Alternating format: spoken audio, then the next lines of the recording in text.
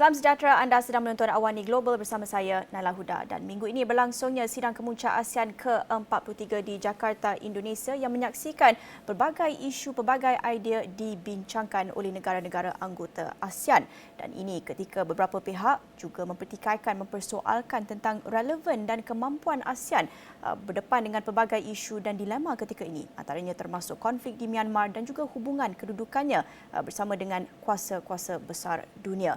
Namun apa yang ditekankan oleh pemimpin-pemimpin ASEAN ini adalah masa untuk sentraliti dan unity perpaduan dalam ASEAN menghadapi pelbagai isu ini secara bersama. Jadi untuk jam ini kami ingin mengupas lebih lanjut mengenai dengan Sidang Kemuncak ASEAN, apa yang berjaya dicapai, apa mungkin sedikit kelemahan atau limitasi dalam sidang ini. Dan bersama saya untuk mengulas dengan lebih lanjut Dr. Siti Darwinda Muhammad Apero yang merupakan Pensyarakanan Pusat Pengajian Antarabangsa UUM dan juga Profesor Madya Dr. Roy Anthony Rogers, Timbalan Pengarah Eksekutif Institut Asia Eropah Universiti Malaya. Terima kasih kepada Dr. Darwinda dan juga Prof sudi bersama kami dalam Awani Global membincangkan mengenai dengan sidang ASEAN pada minggu ini. Pertama sekali, pandangan secara umum, secara general melihat kepada sidang ASEAN minggu ini. Prof, apa mungkin secara overall pencapaian ataupun kelemahan, kegagalan yang kita lihat dalam sidang kali ini? Okey, terima kasih. Terlebih dahulu saya nak ucapkan berbanyak terima kasih kepada pihak Astro Awani atas undangan untuk memberi sedikit pandangan berhubung dengan persidangan ASEAN yang telah diadakan.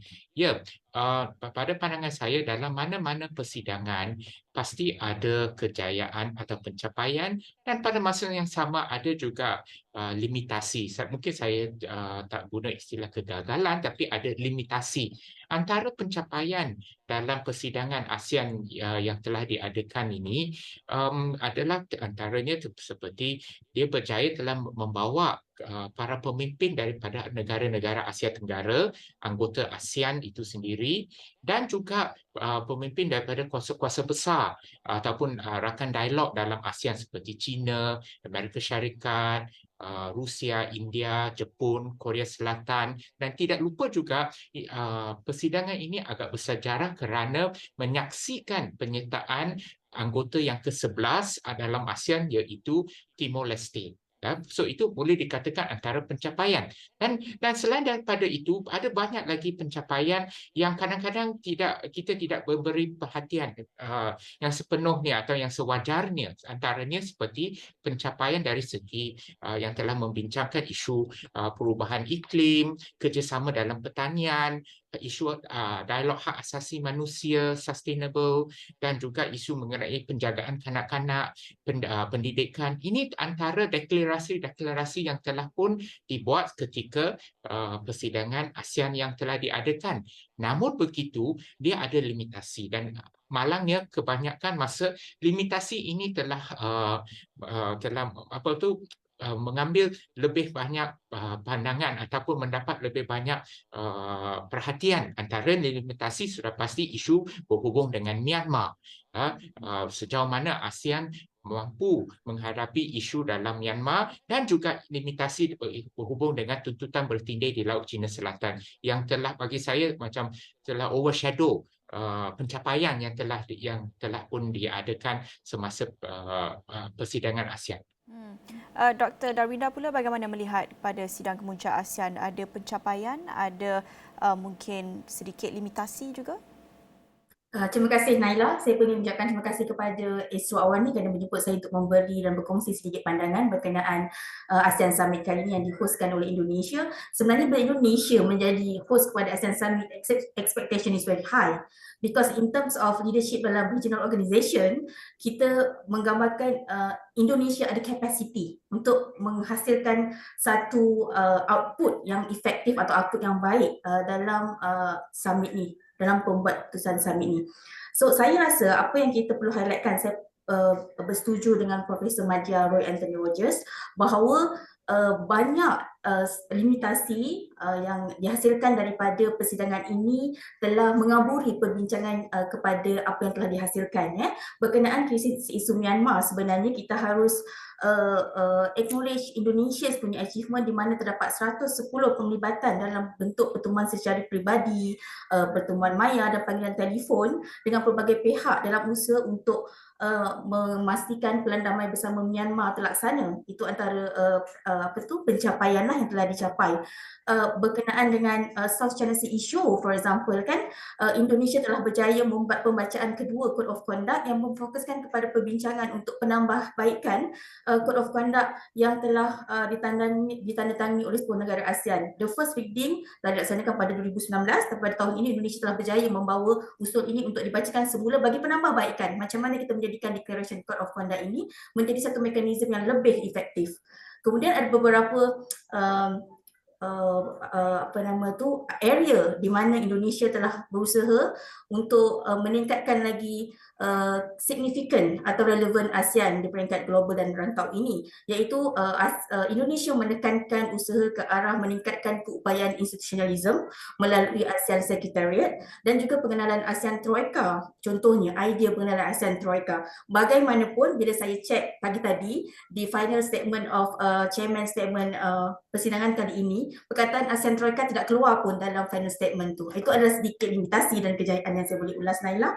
Jadi banyak pencapaian dan ada juga sedikit limitasinya, tetapi saya melihat dalam banyak komen-komen penganalisis dan dalam media antarabangsa ada pihak yang mempersoalkan, mempertikaikan tentang keupayaan ASEAN dan relevannya ASEAN dalam zaman geopolitik ketika ini. Mungkin kita boleh membincangkan tentang soal ini juga, keupayaan dan juga relevan ASEAN. Adakah dalam sidang kemuncak ini ASEAN dapat menunjukkan keupayaannya, kebolehannya untuk menangani dan juga mengambil pendirian dalam begitu banyak isu-isu geopolitik, isu-isu semasa yang berlaku di peringkat antarabangsa, Prof? Ya, kalau kita lihat atau apabila kita nak menilai pencapaian ASEAN, kita harus, pada pandangan saya, kita harus menilai pencapaian ASEAN dalam pelbagai sudut. Bukan hanya dari sudut isu politik, diplomasi sahaja. Tapi pada masa yang sama dari segi isu ekonomi, isu sosial. Yang mana ASEAN telah berjaya dalam beberapa aspek dalam isu ekonomi misalnya, dan juga dalam isu sosial, dari segi pendidikan, dalam isu hak berhubung dengan kerjasama dalam bentuk non-traditional khasnya. So, pada pandangan saya, pencapaian ASEAN itu harus dinilai secara holistik dan bukan hanya melihat satu dua isu, misalnya dari segi Laut Cina Selatan ataupun Myanmar. Saya tak nafi bahawa ada kekangan. ASEAN memang ada kekangan dalam penyelesaian isu Myanmar. Tetapi dia pada masa yang sama sedang berusaha, dan kita kena memahami apabila sesebuah organisasi rantau berhubung atau berinteraksi dengan negara anggota yang mempunyai sifat kedaulatan, dia mempunyai batasan tertentu, kerana sesebuah negara dengan kedaulatannya, dia ada sesuatu organisasi rantau ini ada kebatasannya. Misalnya isu yang melibatkan, dikatakan sebagai non-interference dalam atau tidak campur tangan dalam isu-isu dalaman dan sebagainya. So kita perlu memahami faktor-faktor tersebut. Tapi dalam aspek yang lain, ASEAN telah menunjukkan beberapa kejayaan dalam masa yang terdekat ini, dan kita perlu memahami bahawa walaupun ada yang mengkritik ASEAN, katakan ASEAN itu satu talk shop dan sebagainya, at least they are talking. Ada pandangan, at least they are talking, they are interacting among themselves. Pasal kalau kita tak adanya interaksi, maka ini merupakan permulaan kepada konflik yang lebih besar. Dan kalau kita lihat sebelum ini pun, misalnya apa antara punca berlakunya peperangan, Perang Dunia Pertama maupun Perang Dunia Kedua adalah kuasa-kuasa masa itu tidak ada interaksi antara satu sama lain, maka ini menimbulkan sangka yang tinggi dan seterusnya membawa kepada konflik. At least sekarang sekurang-kurangnya ASEAN menjadi satu platform bagi 10 anggota atau 11 anggota ASEAN, termasuk sekarang juga anggota rakan dialog yang lain yang melibatkan China, Amerika Syarikat. Kita dapat lihat misalnya Timbalan Presiden Amerika Syarikat ada turut bersama dengan Perdana Menteri China turut bersama. So ini at least sekurang-kurangnya membolehkan negara-negara atau kuasa-kuasa besar ini berdialog. Okey, itu antara yang jawapan saya. Ya, menarik apa yang Prof katakan, sekurang-kurangnya ada interaksi dan sekurang-kurangnya ada juga kita melihat usaha dan inisiatif untuk mengemukakan mungkin kerangka ataupun mekanisme model baharu untuk menyelesaikan krisis dan isu bersama. Antaranya seperti yang Dr. Darwinda katakan tadi berhubung dengan mekanisme ataupun model Troika itu yang mungkin tidak disebut dalam kenyataan akhir, kenyataan muktamad itu, tetapi sekurang-kurangnya ia dibincangkan, ia dipertimbangkan. Apa sebenarnya model Troika ini untuk penonton Asrawani memahami apa sebenarnya mekanisme Troika? Adakah Dr. Darwinda melihat ini satu langkah yang tepat? Saya melihatkan ia adalah satu langkah yang tepat pada masanya. Sama ada ia efektif ataupun tidak, biarlah masa menentukan. Tapi macam Prof. Mat Diaroy kata tadi, at least diorang berkomunikasi, ada effort di pihak ASEAN itu untuk mencuba benda yang mungkin efektif, tetapi ia langkah yang tepat pada masa yang tepat, saya boleh katakan. ASEAN Troika ini biasanya adalah melibatkan satu mekanisme pembuatan keputusan pengurusi ASEAN Summit yang sebelum, sekarang dan pada masa akan datang. So maksudnya sekiranya dilaksanakan pada tahun akan datang, so Laos akan memegang sebagai current chairmanship bersama Indonesia yang sebelum dan Malaysia yang selepas. Dan idea kenapa ASEAN mungkin memerlukan ASEAN Troika ialah saya rasa, saya percaya bahawa ia adalah idea daripada golongan CSO atau NGO di Myanmar yang berbicara dengan wakil khas atau special envoy ASEAN ke Myanmar, menyatakan bahawa apa yang telah dilaksanakan sekarang kurang berkesan kerana duration ASEAN Chairmanship yang hanya setahun, tak ada continuity in term of mechanism, procedures. Jadi bila ada ASEAN Troika itu sekurang-kurangnya 3 tahun prosedur yang baru ataupun prosedur yang telah dilaksanakan dapat dilaksanakan dalam masa 3 tahun. Dan sebenarnya Troika ini adalah satu konsep yang biasa dalam mana-mana pertubuhan antara bangsa dan pertubuhan serantau.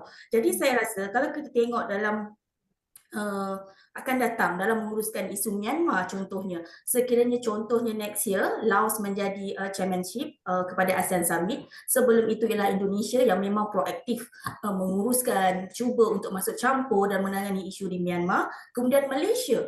So saya rasa ia adalah satu kesinambungan yang bagus kerana Indonesia dan Malaysia adalah dua negara yang sangat proaktif dalam menjuarai isu-isu yang berkaitan dengan Myanmar. Satu, yang kedua, Indonesia dan Malaysia adalah antara negara ASEAN yang severely affected by whatever happened in Myanmar. Sebab banyak refugees datang ke Malaysia dan Indonesia pun terkesan.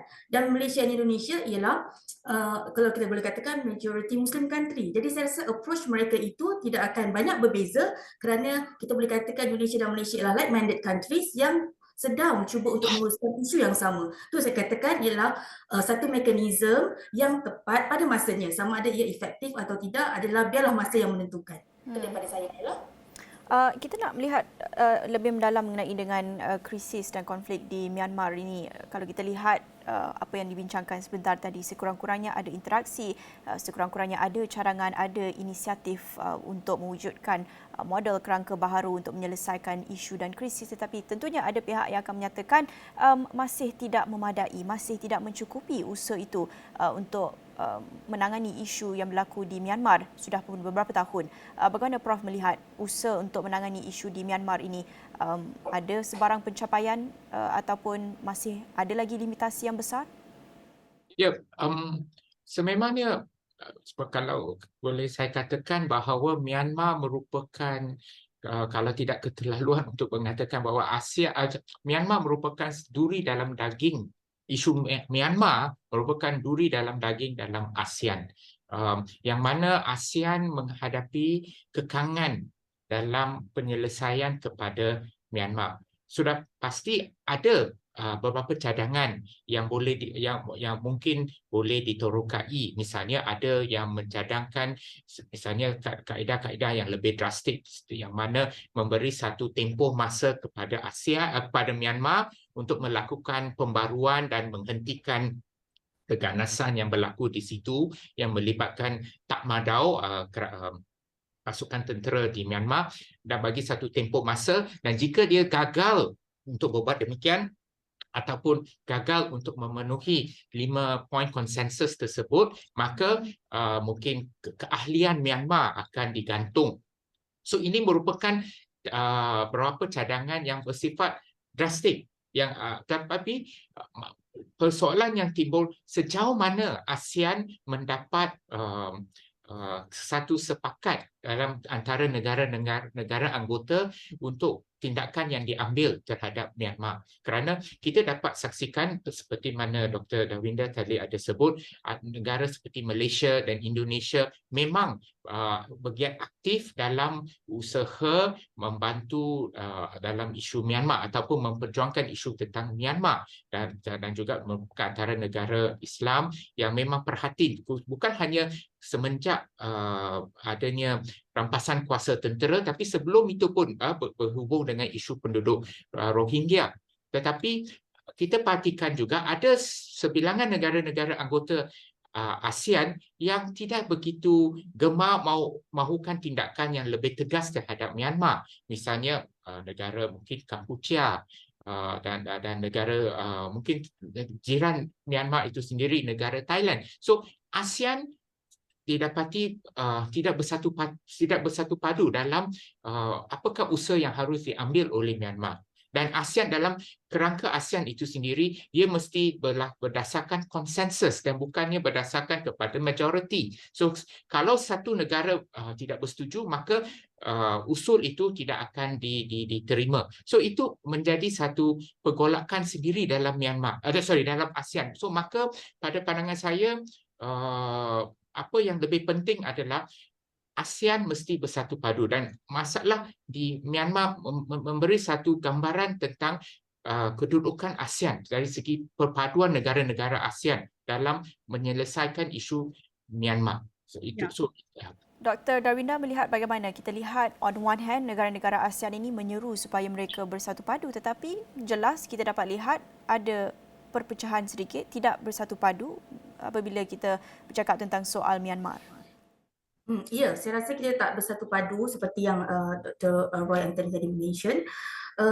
Kerana national interest yang berbeza, kita punya setting berbeza, political system kita kan berbeza, dan Dr. Anthony mention berkenaan dengan consultation and musyawarah sebagai value, nilai utama ASEAN dalam membuat dasar atau keputusan.